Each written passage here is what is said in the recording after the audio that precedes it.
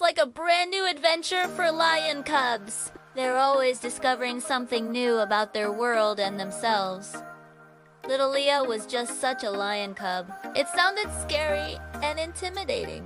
However, today was the day he decided to overcome his fear and learn how to roar like the other lions. One day, he decided to go out into the savannah to see what was out there.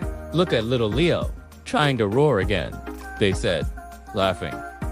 You sound like a sick hyena. Whenever he tried, all that came out was a little cough. This made him feel very sad and insecure. He found so many interesting things to look at. There were birds, antelopes, zebras, and more. But he wanted to be brave enough to do something new. He didn't want to let his friends see how upset he was. Instead, he pretended to be brave. I will show you all a magic trick, he said with a big smile. He was good at making scarves disappear from his paws. Maybe his friends would be impressed by this. When she asked him why he was crying, he told her about his friend's mean words and how he couldn't roar like the others. Roaring is just a way to show dominance and power. But there are many other ways to be brave. I don't need to roar, he said in a shaky voice. He dropped to his paws and let out a loud, frustrated roar.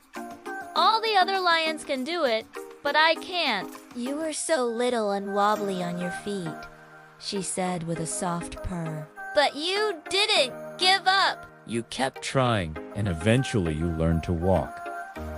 That was very brave of you, wasn't it? She took him to a tall termite mound and told him to climb to the top.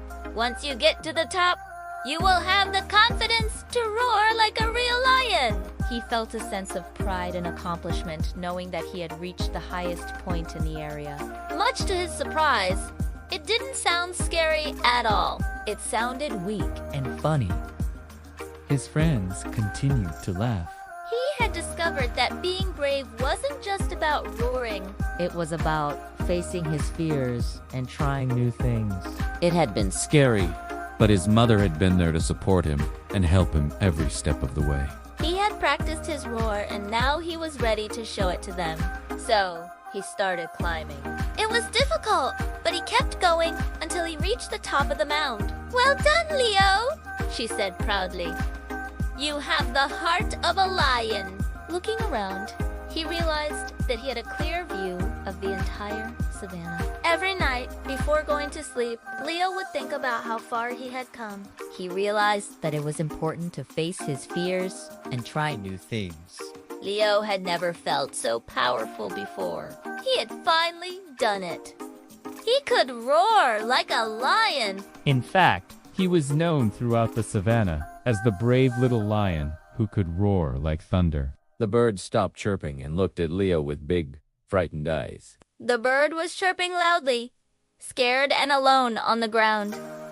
Being brave isn't about roaring. It's about being strong inside. Leo looked down in shame. All his friends burst out laughing. He had heard the other lions roaring, but he had never dared to try it himself. And if you haven't already, please subscribe and hit the notification bell. He took the bird back to its nest and placed it among its siblings. As Leo got a little older, he started to notice that all the other young lions could roar, but not him. One day, while Leo was hanging out with his friends, they started to tease him because he couldn't roar. To his surprise, his roar echoed across the savannah. She chirped loudly, as if thanking him for helping her baby. Leo felt tears stinging his eyes, but he blinked them away. But also, as the kind and helpful lion who was unafraid to show his bravery in different ways. His friends stopped laughing and stared at him. They had never thought of bravery like that before. Then, one of them spoke up. Well, if you don't want to roar, then show us another way to be brave. It was about facing your fears and doing what's right, no matter how scary it may seem. This gave Leo an idea. But when he started performing the trick, his hands shook so much that the scarf fell to the ground. Oh my gosh! Little Leo, you can't even make a scarf disappear, they said. You're such a scaredy cat. At that moment, Leo felt like he had nothing left to lose. Overcome with sadness, Leo ran away from his friends and went to find his mother. Oh, sweetheart, you don't need to roar to be brave, His mother said, licking him. She told him about the time when he was just a tiny cub and had to be brave enough to take his first steps. Leo thought about the time when he first learned to walk. But I want to roar!